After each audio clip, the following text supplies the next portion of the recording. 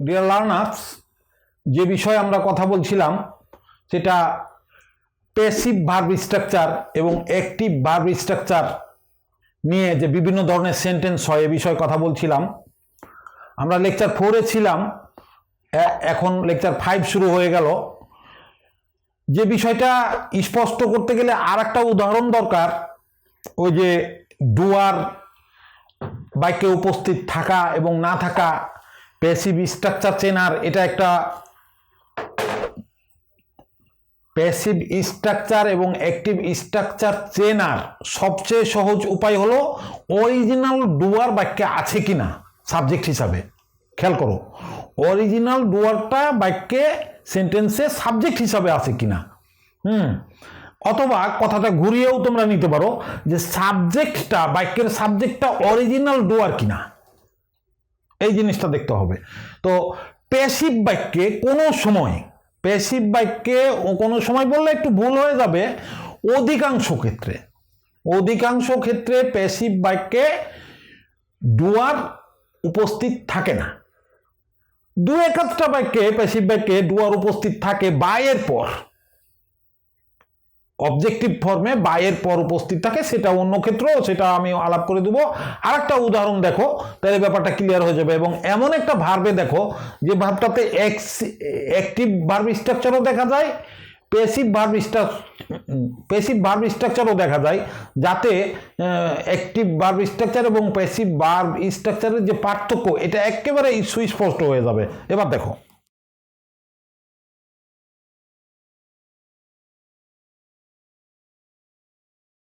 দেখো বোর্ডে আমি একজনকে সাবজেক্ট করছি মিতু, একটা মেয়ের নাম দিয়ে তাকে সাবজেক্ট করছি বাক্যের মিতু।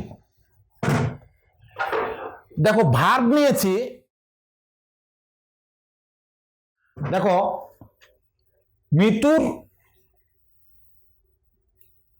দেখো মিতুর পরে আমি একটা ভার্ব নিয়েছি, অ্যাকশন ভার্ব নিয়েছি,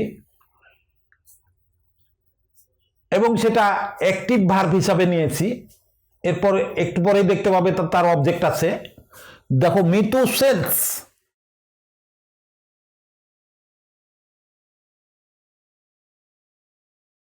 দেখো আমি একটা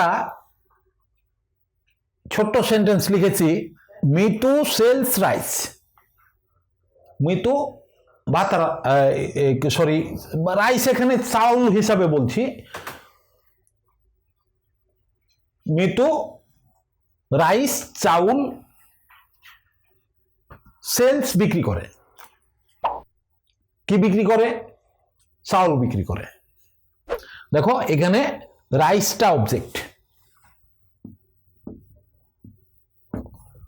দেখো এই বাক্যে রাইসটা object, sells action verb, active verb হিসাবে বসছে। Mitu sells rice, active verb structure. এই বাক্যে যদি বলি সেলস, এই অ্যাকশন ভার্বটা ডুয়ার কে? সেলসের ডুয়ার কে? সেলস ভার্বের ডুয়ার কে? তো সবাই দেখতেই পাচ্ছ যে সেলস ভার্বের ডুয়ার হলো মিতু সেলস কাজটা করে, বিক্রয় করা কাজটা করে। সেলস ভার্বের ডুয়ার হচ্ছে মিতু, হলো ডুয়ার।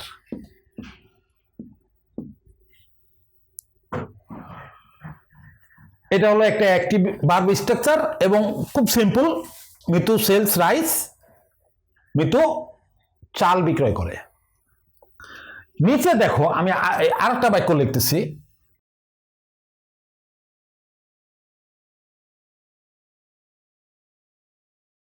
দেখো নিচে একটা বাক্য লিখছি আমি, এটা কিন্তু প্যাসিভ স্ট্রাকচারে লিখছি। দেখো ওপরেরটা কিন্তু মিতু সেলস রাইস অ্যাক্টিভ স্ট্রাকচারে, আর নিচেরটা দেখো রাইস ইজ সোল্ড হেয়ার। নিচে যে প্যাসিভ স্ট্রাকচারে বাক্যটা লিখছি এটাও ছোট বাক্য, রাইস ইজ সোল্ড হেয়ার। এখানে কিন্তু ভার্ব স্ট্রাকচারটা প্যাসিভ ভার্ব স্ট্রাকচার। এই যে ভার্ব স্ট্রাকচারটা দেখো প্যাসিভ ভার্ব স্ট্রাকচার। বলা হচ্ছে যে রাইস চাউল ইজ সোল্ড বিক্রি করা হয়, ইজ সোল্ড মানে বিক্রি করা হয়, হেয়ার এখানে চাউল বিক্রি করা হয়। হ্যাঁ, বিক্রি করা কাজটা এখানে হয়, কি বিক্রি করা হয়? চাউল বিক্রি করা হয়। এইটা যে এক্সপ্রেশন দিচ্ছে, ধরো যে আমি দিচ্ছি এখন expression rice is sold here, এখানে চাউল বিক্রি করা হয়। এটা আমার বলার উদ্দেশ্য কি বিক্রি হয় এবং বিক্রি হওয়া কাজটা সম্পন্ন হয় কোথায় হয়, হেয়ার এখানে হয়, এগুলো আমার বলার উদ্দেশ্য, এগুলো আমার এক্সপ্রেশন দেওয়ার উদ্দেশ্য আমার লিসেনারে, আমার শ্রোতারে আমি যখন কথা বলছি। কিন্তু আমার উদ্দেশ্য না যে রাইসটা কে বিক্রি করছে, এখানে কিন্তু উল্লেখ নাই। দেখো, রাইস ইজ সোল্ড হেয়ার, এখানে চাল বিক্রি হয়, এখানে কি কে বিক্রি করছে চাল উল্লেখ আছে? নিচের বাক্যে আছে? নাই।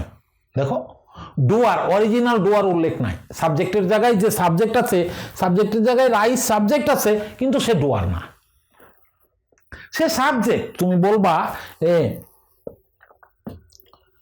তাহলে কি শিখলে?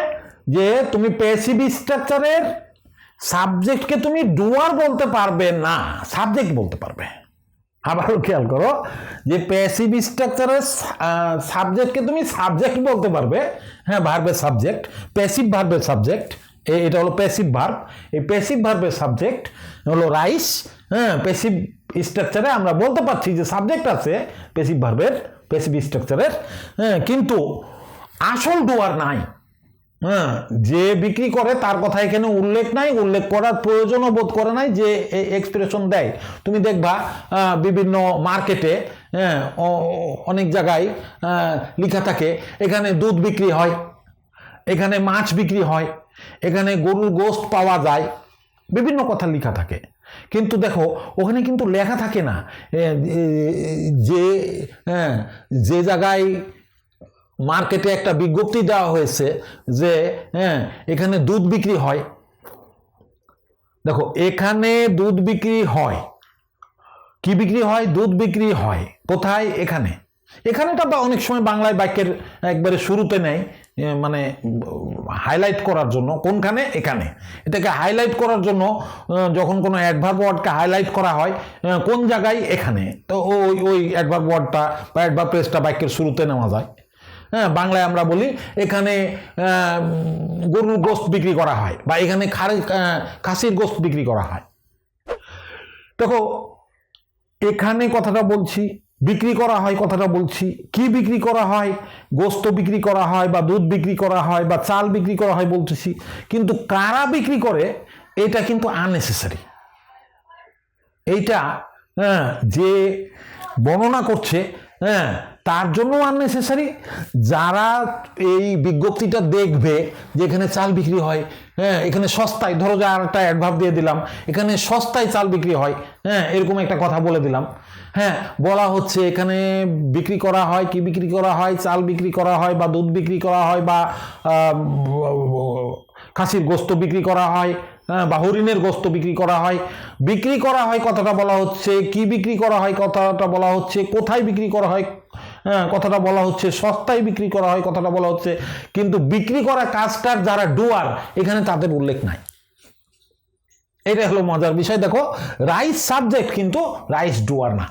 প্যাসিভ বাক্যে প্যাসিভ বাক্যকে সবচেয়ে চেনার সবচেয়ে মোক্ষম উপায় হলো যে প্যাসিভ বাক্যের সাবজেক্ট প্যাসিভ স্ট্রাকচারে থাকে, প্যাসিভ ভার্ব স্ট্রাকচারে থাকে, এবং প্যাসিভ বাক্যের সাবজেক্ট মূল ডুয়ার না। দেখো, বিক্রি করা কাজটা কি রাইস নিজে করতে পারে? রাইস নিজে নিজেকে বিক্রি করতে পারে? কখনো না, কখনো না। বিক্রি করা কাজটা যে করে সেখানে অনুপস্থিত। তাই প্যাসিভ স্ট্রাকচার করা হয়েছে রাইস ইজ সোল্ড হেয়ার, এখানে চাউল বিক্রি করা হয়। কিন্তু দেখো, ওপরের বাক্যটাতে কি বলেছিলাম? ওপরের বাক্যটাতে আমার উদ্দেশ্য ছিল একবারে পরিষ্কার যে বিক্রি করা এই রাইস, ওপরের বাক্যে দেখো এই রাইস বিক্রি করার কাজটা কে করে? মিতু করে। মিতু যে এই কাজটা করে, মিতু যে ডুয়ার, এইটা আমার লিসেনারকে দেখানোর ইচ্ছা না, আমার লিসেনারের কাছে এটা প্রকাশ করার ইচ্ছা যে প্রকৃত ডুয়ারকে। মিতু সেলস, মিতু বিক্রয় করে, এটা মিতুকে দেখানোর ইচ্ছা বলে আমি অ্যাক্টিভ স্ট্রাকচার ব্যবহার করছি এখানে। কিন্তু এখানে আমার হ্যাঁ প্যাসিভ স্ট্রাকচার ব্যবহার করছি যে আমার ইচ্ছা নাই যে আমি শ্রোতাকে দেখাবো আসলে আসল ডুয়ারকে কে বিক্রি করে। আমার মূল উদ্দেশ্য হলো ভাই এখানে বিক্রি হয়, এই কথাটাই আমার মূল বলার উদ্দেশ্য। কে বিক্রি করে তোমার জানার দরকার নাই। আবার ক্রেতাও বলবে আমার জানার দরকার নাই ওই বিক্রি করা কাজটা কে করে, আসল ডুয়ারকে আমার চেনার দরকার নাই, আমি জিনিস পেলেই হলো। তো এইখানেই হলো অ্যাক্টিভ এবং প্যাসিভ স্ট্রাকচারের মূল রহস্য। এই বিষয়টা যদি তোমরা মনে রাখতে পারো যে, আবারও বলছি, অ্যাক্টিভ বাক্যে ডুয়ার ভার্বের বাম দিকে থাকে এবং ডুয়ার কে দেখা যায়। প্যাসিভ বাক্যে সাবজেক্ট হিসাবে যে থাকে সে অরিজিনাল ডুয়ার না, সে সাবজেক্ট কিন্তু ডুয়ার না, এই কথাটা মনে রাখবে। তাহলে তোমাদের কাছে প্যাসিভ স্ট্রাকচার এবং অ্যাক্টিভ স্ট্রাকচার চেনা সহজ হবে, বা এই ধরনের বাক্য বলার ক্ষেত্র কোনগুলো সেগুলোও তোমরা জানতে পারবে, বা তোমরা দেখতে পাচ্ছ যে কোন ক্ষেত্রে, যেমন তুমি অনেক ক্ষেত্রে এরকম বাক্য অনেকগুলো পাবে। আমি মুখে বলছি, দেখো ওখানে লেখালেখির প্রয়োজন নাই। হ্যাঁ, আমি ধরো যে আমি একটা ফুলের বাগান করেছি। আমি ফুলের বাগানে এক কর্নারে, আমি এন্ট্রেন্সের এক কর্নারে বা আমার ফুলের বাগানের যে এন্ট্রেন্স, ওখানে আমি একটা সাইনবোর্ড দিতে চাচ্ছি যে এখানে ফুল বিক্রি করা হয়। তা আমি ইংরেজিতে, আমাকে বললো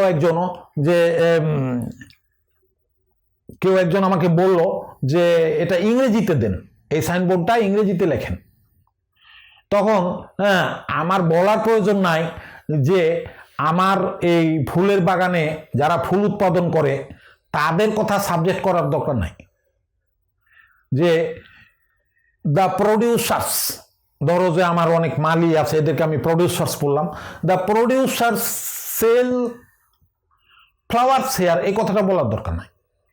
আসল ডুয়ারকে এখানে উল্লেখ করার কোনো প্রয়োজন না। আমি বলবো জাস্ট ফ্লাওয়ারকে সাবজেক্ট করে দেবো, ফ্লাওয়ার্স যা বিক্রি হয় সেটাকে আমি সাবজেক্ট করে দেবো। ফ্লাওয়ার্স আর সোল্ড হেয়ার, আমি বলবো যে এখানে ফুল বিক্রি করা হয়। এই আর সোল্ড বিক্রি করা হয়, ইজ সোল্ড বিক্রি করা হয়, passive structure, passive verb structure. তারপরে হেয়ারটা হলো একটা অ্যাডভার্ব ওয়ার্ড। আর যে জিনিসটা বিক্রি হয়, রাইস বিক্রি হয় বা ফ্লাওয়ার্স বিক্রি হয়, এরা সাবজেক্ট হয় কিন্তু এরা অরিজিনাল ডুয়ার না। প্যাসিভ বাক্যের এখানেই মজা। এই জন্য অনেক এক্সপ্রেশন,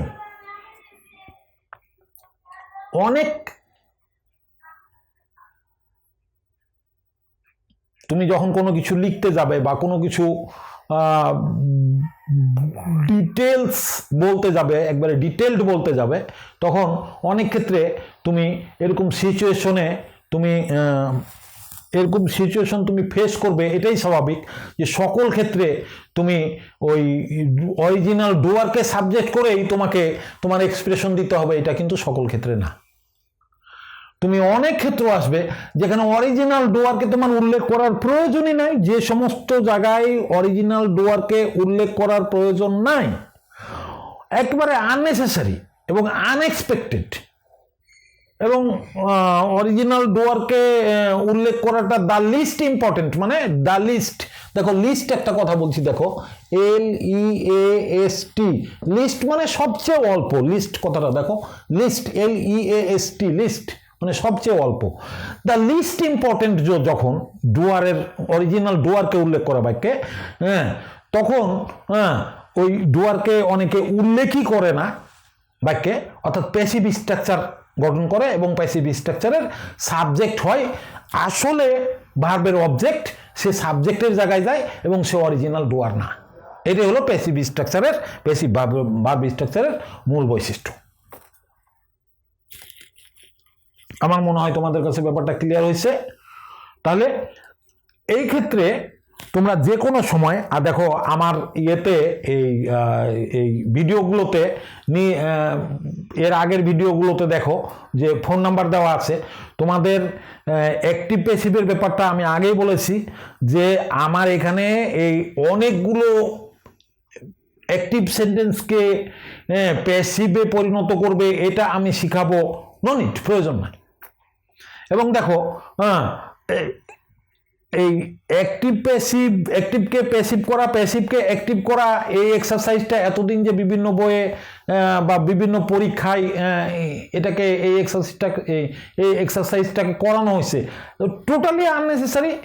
আসলে আমাদের দরকার কি? আসলে আমাদের দরকার কোন সিচুয়েশনে, এক্সপ্রেশনের কোন সিচুয়েশনে অ্যাক্টিভ স্ট্রাকচার ব্যবহার করার প্রয়োজন, আর কোন স্ট্রাকচারে অ্যাক্টিভ স্ট্রাকচার ব্যবহার করার কোনো প্রয়োজনই নাই, প্যাসিভ স্ট্রাকচার ব্যবহার করার প্রয়োজন, এইটা শিখে নেওয়া।